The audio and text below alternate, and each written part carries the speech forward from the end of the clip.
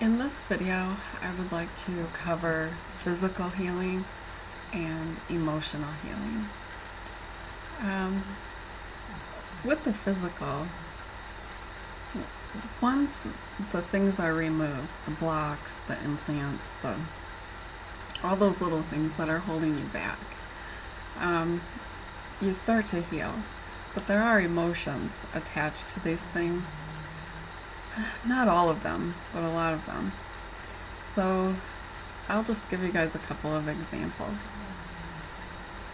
Someone who has like a chronic stomach ache, those things are normally emotionally based, but they may, because they've had it for so long, go to the doctor and be treated for the stomach ache. Nothing wrong with that, but the stomach ache isn't going to go away until after the emotional thing has been taken care of. So as blocks are being removed and your energy field is being cleaned up, you will notice that some of the body things, the body symptoms, will start to work themselves out. They'll like dissolve away. With people that have, we'll just use cancer for an example. Sometimes the trauma that you've had previously is so bad that it actually creates something inside you physically.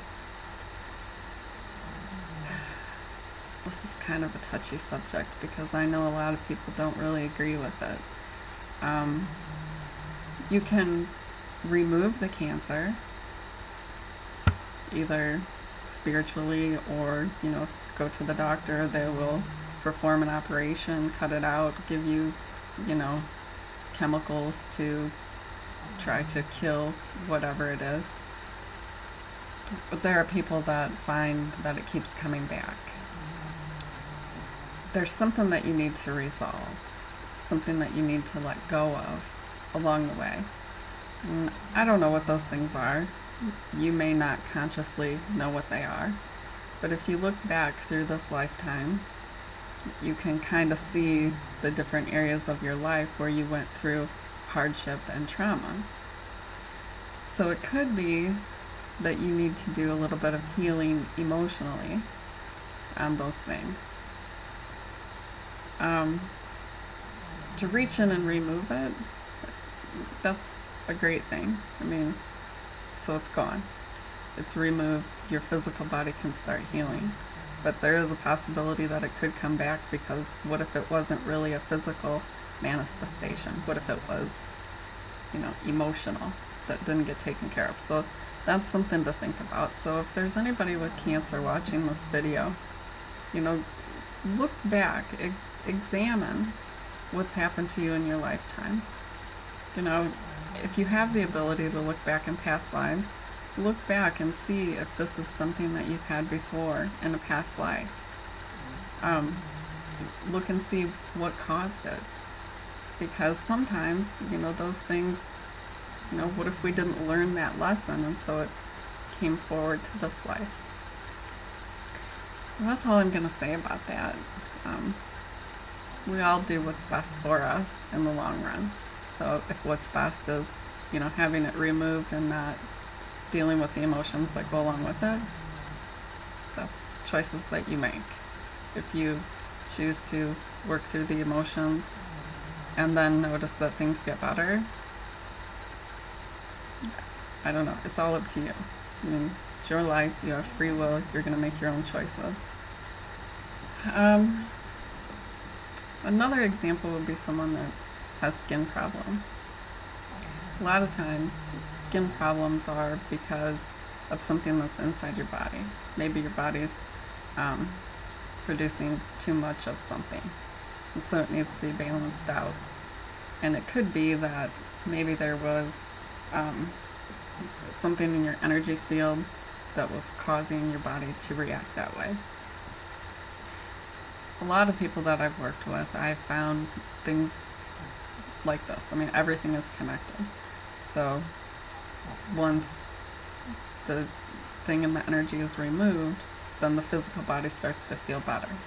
So I mean, I guess basically that's just where I'm going to leave it at with the physical symptoms that you feel. A lot of things stem from emotional. So as you're working through emotional things, I mean, it's not easy. You know, we kind of dread looking at choices that we've made in the past and the things that have happened because of those choices.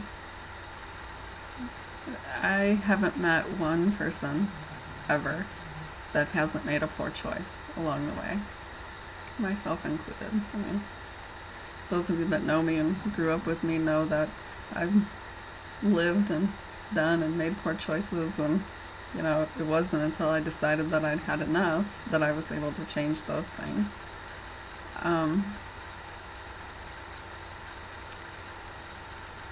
I know it's going to be hard. It's not an easy journey, but it's something that we need to do so that we can actually heal. So if you are inside your little bubble and you notice this little negative energy beside you, inside your bubble, face it. You know, ask it what it wants. Try to resolve whatever it is. If it's something that you feel you can't handle on a conscious level, you can do it subconsciously. One of the easiest ways would be, before you go to bed at night, think about whatever it is. Like, say you piss someone off. You made a poor choice. You did some action that caused you to have a negative emotion that was released.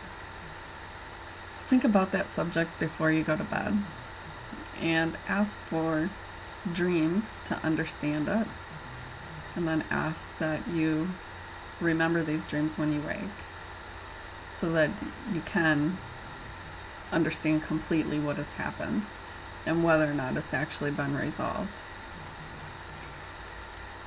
While you're sleeping, these things are going to work out. So it's a process. It's a process. I mean, every day we wake up and we have choices to make. Many, many choices that get us through our days. And all of those things, I mean, you can't say that you get out of bed in the morning and you made a great choice. I mean, come on. I get out of bed every morning and I make a pot of coffee. I drink the entire thing. Coffee creamer and everything. I mean, I know that some of those choices are not healthy and that my body has to digest them, and but yet I still do it. Why? Because I like the way it tastes. So just pay attention to what you're doing. Pay attention to what's causing these little negative energy things to come out. And after a while, you just get used to making better choices. And I hate to word it that way because it just doesn't feel right, but in reality, that's what it is. So, you know how you hear a lot about this whole raising your vibration? I mean, it's been a pretty popular topic for people. But I don't really like the way that's worded either, because when they say it, I kind of interpret it as a vibration as something that you need to get from outside of yourself. Like, oh, I have to raise my vibration. What can I do to raise my vibration? You know, where do I raise my vibration? Where do I go? What are the actions that I need to be doing, the choices I should be making to raise my vibration? And so then people get all confused and they're like, oh my gosh, you know, am I doing the right thing? Or, you know, okay, let's scrap all that crap, okay? Basically what it boils down to is your attitude and your emotions.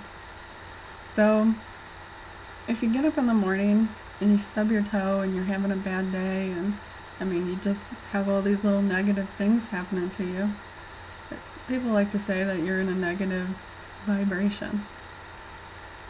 Okay, reality is your emotions and your feelings that you're putting out are what's negative. So if you get up in the morning and the sun is shining and it's a beautiful day and everything seems to be going great, you're putting off good, healthy emotion or a higher vibration, some say. So it's just something to consider. You know, I worked with a lot of people, and most of them we've never met in person. They send me their picture. I, scan the photo, can see things, and then feel my way through it and help them to resolve things. And a lot of the stuff that I do with people, they don't even realize that I'm doing it. So that's good. Because can you imagine if we remembered every single thing that we've done ever in this lifetime, past lifetimes, all of that?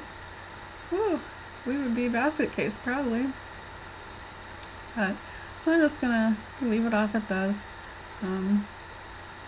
Physical things, normally manifest from emotional things.